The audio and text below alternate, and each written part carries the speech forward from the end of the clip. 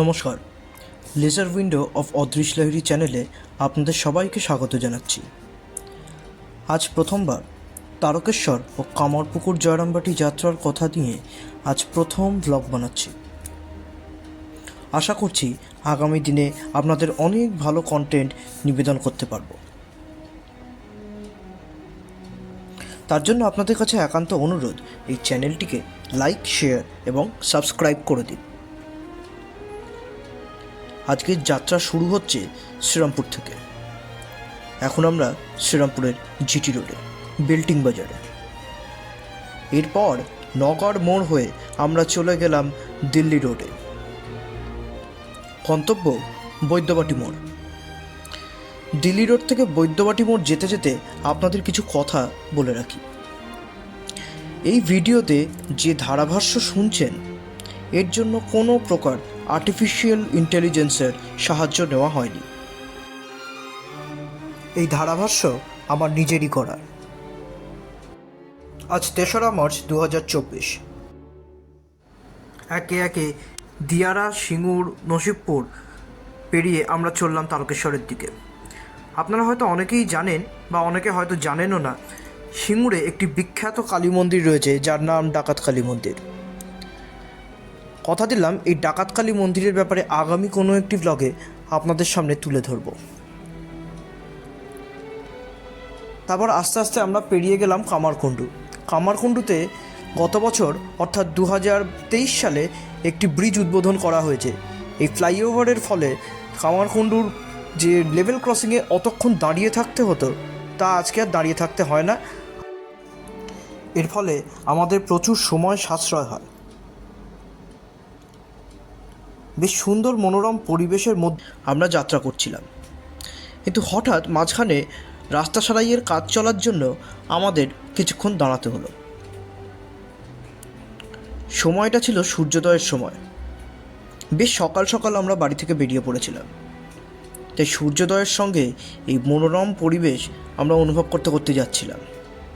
দিগন্ত বিস্তৃত সবুজ মাঠ, আর সঙ্গে শীতের শেষে বসন্তের ফুরফুরে হাওয়া আমাদেরকে সত্যিই আনন্দ দিচ্ছিল।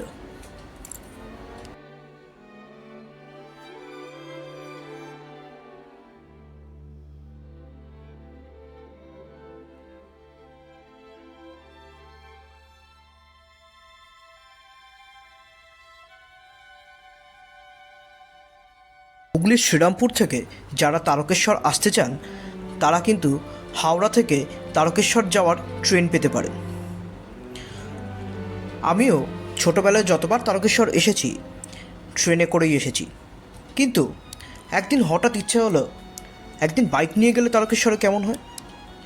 2022 মার্চ মাস প্রথমবার বাইক চালিয়ে আমার বাবার সঙ্গে প্রথমবার এই রাস্তা দিয়ে আমি তারকেশ্বরে আসি। আর সেই থেকে এই রাস্তার সৌন্দর্য আমাকে অত্যন্ত আনন্দ দেয়। তাই এরপরে অনেকবার আমি বাইকে করে এবং গাড়িতে করে আমি তারকেশ্বরের রাস্তায় এসেছি। এই সৌন্দর্য সত্যিই অতুলনীয়। আমরা চলে এলাম তারকেশ্বর গেটে। আমার সঙ্গে রয়েছে আমার বাবা, মা এবং দাদু।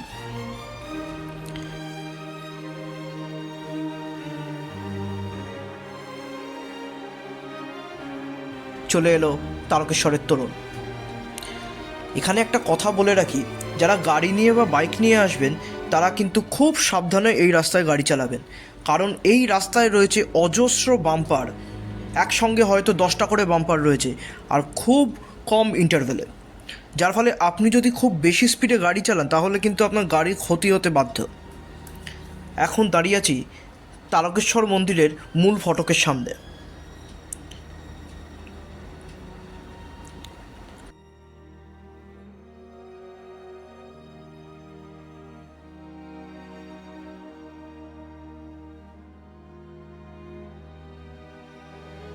যেহেতু ক্যামেরা নিয়ে প্রবেশ নিষিদ্ধ, তাই মন্দিরের সামনে দাঁড়িয়ে কিছুটা ছবি আপনাদেরকে দেখাচ্ছি।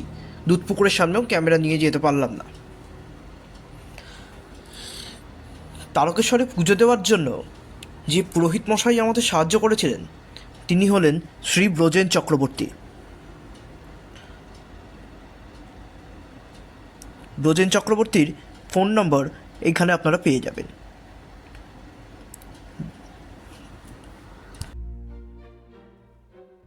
তারকেশ্বর থেকে পুজো দিয়ে বেরিয়ে আমরা চলে এলাম চাঁপাডাঙ্গার কাছে। সেখান থেকে আমরা উঠে পড়লাম অহল্যাবাই রোডে। সত্যি রাস্তার কন্ডিশন আজকে সত্যিই খুব ভালো। গত বছর আমি তারকেশ্বর যখন এসেছিলাম তখন এই রাস্তার হাল ছিল শোচনীয়। রাস্তা তখনও কাজ চলছিল, তাই প্রচুর ডাইভারশন ছিল। গাড়ির স্পিড একদমই তোলা যায়নি সেখানে। মানে বলতে গেলে হয়তো আমরা 15 কিলোমিটার বা 20-25 কিলোমিটার পার আওয়ার স্পিডে হয়তো এখানে এগিয়েছিলাম, আর প্রচুর থামতে হয়েছিল। কামারপুকুর পৌঁছতে লেগে গেছিলো প্রচুর সময়। কিন্তু আজ এই রাস্তা দেখে আমি সত্যিই আনন্দিত। যে সরকার এখানে উদ্যোগ নিয়েছেন এই রাস্তা সারাইয়ের জন্য, তাদেরকে সত্যিই অনেক ধন্যবাদ এত সুন্দর একটি রাস্তা তৈরি করার জন্য।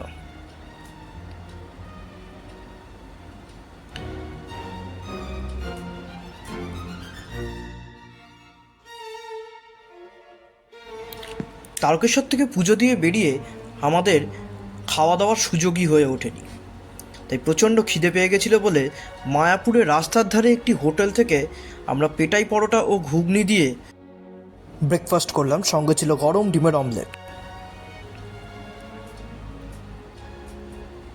এখানে আমার বাবা, মা ও দাদু বসে আছেন। বেশ পেট ভরে খাওয়া দাওয়া হয়েছে, আর সঙ্গে যেহেতু অনেকখানি গাড়ি চালানো হয়েছে তাই জন্য আমরা কিছুক্ষণ একটু এখানে জিরিয়ে নিলাম। কিন্তু তারপরেই হঠাৎ করে কুয়াশায় ঢেকে গেল সব। যে সৌন্দর্য আমরা পাবো বলে আশা করেছিলাম তার পেলাম না। সমস্ত জায়গাটা কিরম একটা হেজ হয়ে গেল। এইভাবেই মুন্ডেশ্বরী নদী পেরিয়ে আমরা চলে গেলাম আরামবাগের দিকে।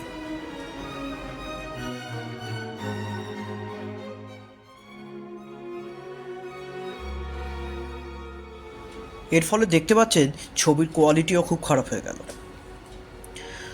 তারকেশ্বর পর্যন্ত আমার বাবা গাড়ি চালাচ্ছিল, তারকেশ্বর থেকে আমি গাড়ি চালানোর দায়িত্ব নিলাম। এখন আমি গাড়ি চালাচ্ছি। এইভাবেই আস্তে আস্তে আমরা পৌঁছে গেলাম আরামবাগে। এই আরামবাগ হলো পশ্চিমবঙ্গের প্রাক্তন মুখ্যমন্ত্রী পিসি সেনের শহর, অর্থাৎ প্রফুল্লচন্দ্র সেনের শহর।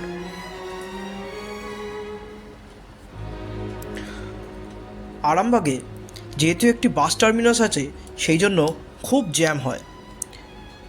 ভাগ্যবশত আমাদের সেই জ্যামের মধ্যে পড়তে হয়নি। তারপর আরামবাগ ছাড়িয়ে আমরা এগিয়ে চললাম কামারপুকুরের দিকে। যদিও কুয়াশা, তবুও যতদূর চোখ যায় দেখতে পেলাম দিগন্ত বিস্তৃত মাঠ, চাষের জমি,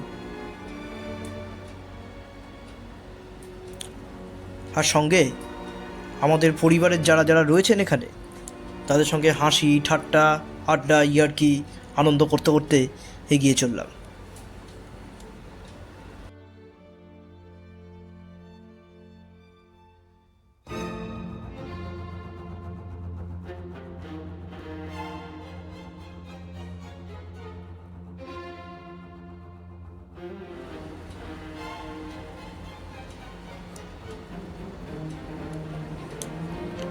এইবার আস্তে আস্তে মনে হচ্ছে আবহাওয়া একটু পরিষ্কার হচ্ছে, মনে হচ্ছে কুয়াশা হয়তো একটু কাটছে।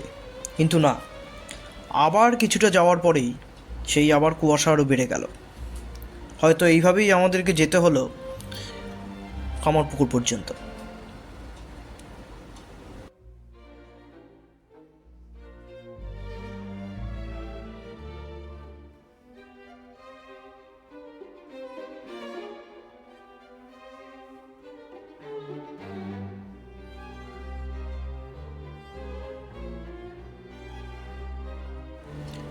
এখন আমরা যাচ্ছি গোঘাট দিয়ে। গোঘাটে বাড়িঘর তো দেখেই বোঝা যায় গোঘাট বেশ একটি বর্ধিষ্ণু জায়গা।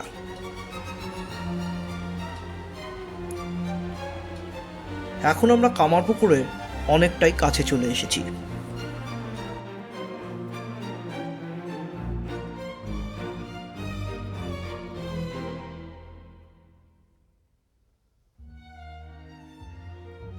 কামারপুকুর ঢোকার আগেই একটি বিবেকানন্দর বিশাল স্ট্যাচু এখানে চোখে পড়বে। এই রাউন্ড অ্যাবাউট থেকে আমরা ঘুরব।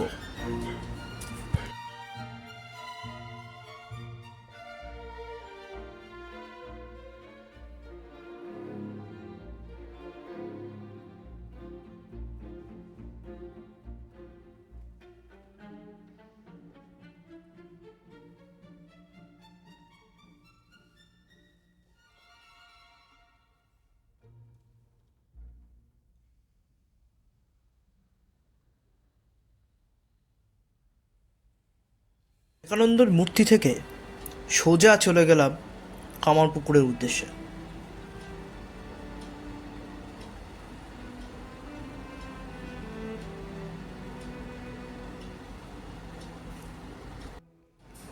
এখন আমরা চলেছি লাহাবাজারের মধ্যে দিয়ে। এই লাহাবাজারের নামকরণ হয় স্থানীয় জমিদার পরিবার লাহা পরিবারের নাম থেকে। এই লাহা পরিবারের একজন বংশধর শ্রী ধর্মদাস লাহা, যার ব্যাপারে আমরা ভিডিওর পরবর্তী অংশে আলোচনা করব। এইখানে আমরা এগিয়ে চললাম রামকৃষ্ণ মঠের পার্কিংয়ের উদ্দেশ্যে। এখানে কিন্তু গাড়ি রাখতে কোনো রকম পয়সা লাগে না। কামারপুকুর মোড় থেকে আমরা চলে যাব ডান দিকে। ভাগ্যবশত আমরা সেখানে পার্কিংয়ে গাড়ি রাখার জন্য জায়গা পেয়ে গেছিলাম। জায়গা না পেলে কি হতো তা বলা যায় না।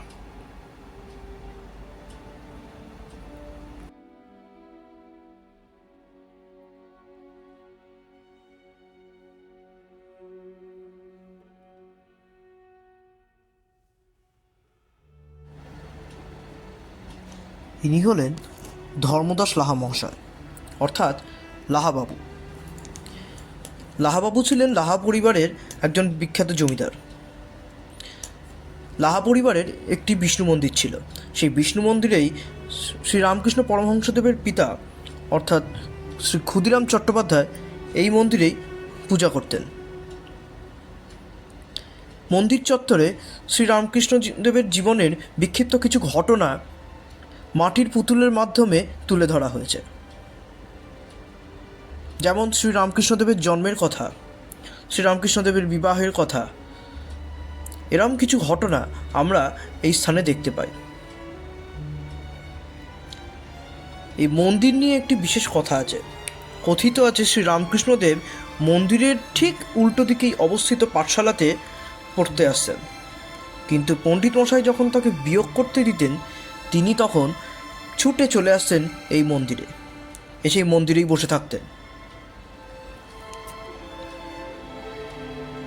আপনারা হয়তো ভাবছেন আমি কেন রামকৃষ্ণদেবের জন্মস্থান মন্দিরের ছবি দেখালাম না।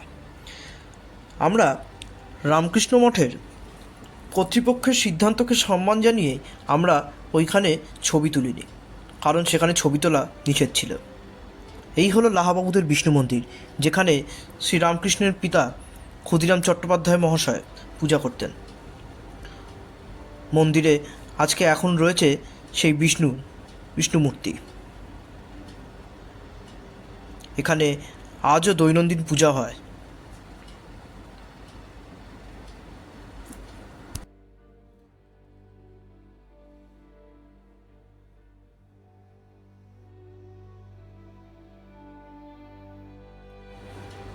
বিষ্ণু মন্দির থেকে বেরিয়েই আমরা চলে এলাম লাহাবাবুদের দুর্গা মণ্ডপে। কথিত আছে এই স্থানেই শ্রীরামকৃষ্ণ অর্থাৎ শিশু গদাধর স্বেচ্ছায় দুর্গা মায়ের চক্ষুদান করেছিলেন। ভেতরে লাহাবাবুদের দুর্গা ঠাকুরের একটি ছবি রয়েছে এবং ঠাকুরের কাঠামোও রয়েছে।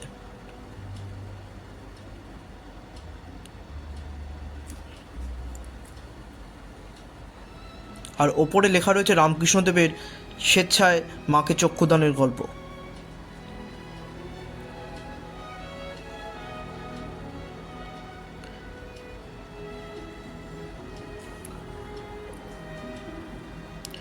দুর্গা মণ্ডপের ঠিক উল্টো দিকেই রয়েছে একটি পাঠশালা।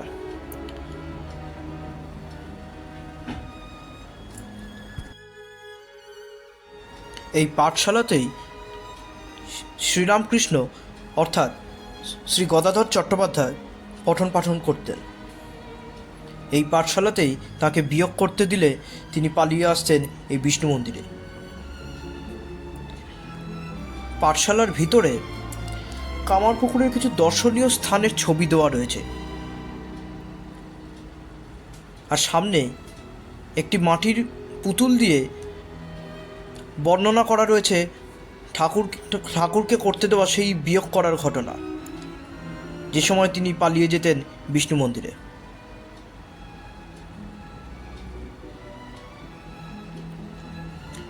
পাঠশালাটি টিনের চালের তৈরি, আর ভেতরে পুরো কাঠের পরিকাঠামো।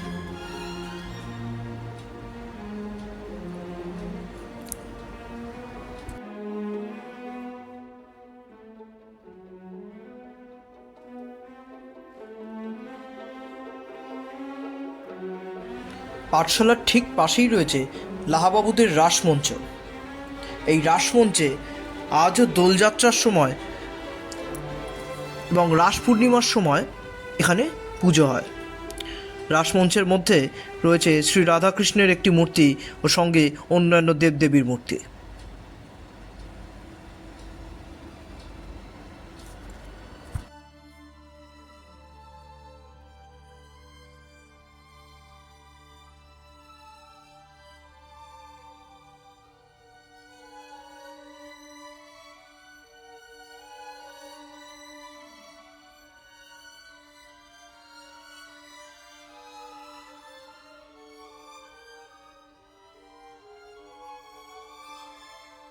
রাসমণ্ডপ থেকে বেরিয়ে আমরা চলে এলাম জটিলেশ্বর শিব মন্দিরে।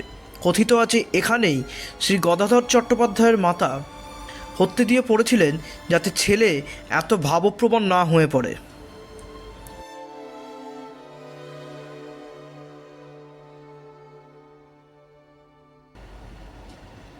এই সেই স্থান জটিলেশ্বর শিব মন্দির। জটিলেশ্বর শিব মন্দির থেকে বেরিয়ে আমরা চলে এলাম সেই পুকুরে, যার থেকে কামারপুকুরের নামকরণ হয়েছে। এখানে এসে জানতে পারলাম কামারপুকুরের আদি নাম ছিল শুকলালগঞ্জ।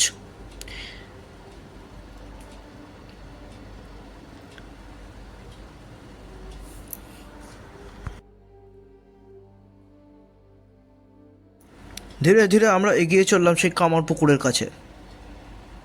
কামারপুকুরকে আজও বেশ পরিষ্কারই রাখা হয়েছে। এই হলো সেই কামারপুকুর, যার থেকে এই গ্রামের নামকরণ হয়েছে।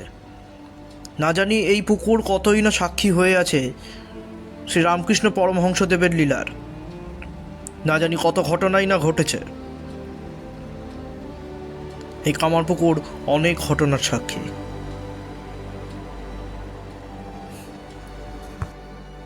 কামারপুকুর থেকে ঠিক 7 কিলোমিটার পথ চলে আমরা চলে এলাম জয়রামবাটিতে। মায়ের মন্দিরের কিছুটা আগেই রয়েছে সিংহবাহিনী মন্দির।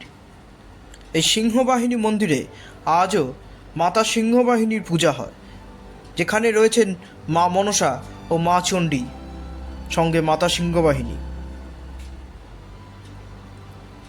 এই মন্দিরে এর পাশেই রয়েছে একটি সুবিশাল পুকুর।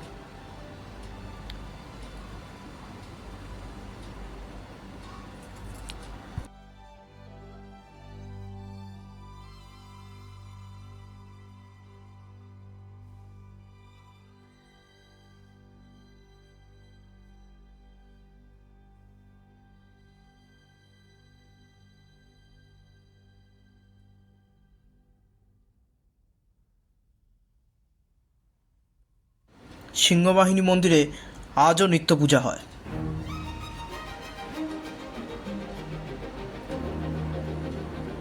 মন্দিরের পরিবেশ বেশ মনোরম।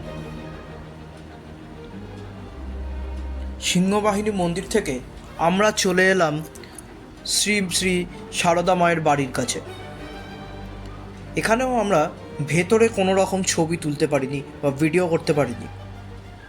এখানেও আমরা মঠের কর্তৃপক্ষের সিদ্ধান্তকেই সম্মান জানিয়ে ছবি তোলা বা ভিডিও করা থেকে বিরত থাকলাম।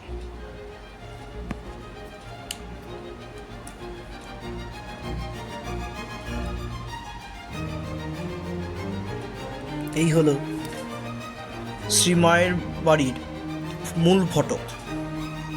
পাশে যে বাড়িটি রয়েছে এই বাড়িটি হলো শ্রীমায়ের নতুন বাড়ি।